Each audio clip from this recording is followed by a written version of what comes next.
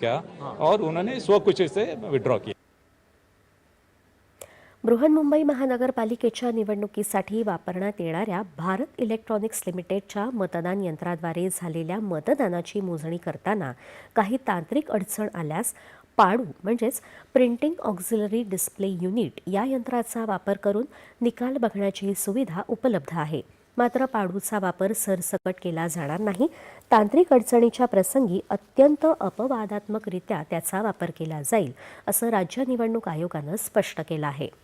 त्याचबरोबर पाडूच्या वापराबाबत राजकीय पक्षांच्या प्रतिनिधींना या यंत्राचं प्रात्यक्षिक दाखवण्याचे निर्देश राज्य निवडणूक आयोगानं दिले होते।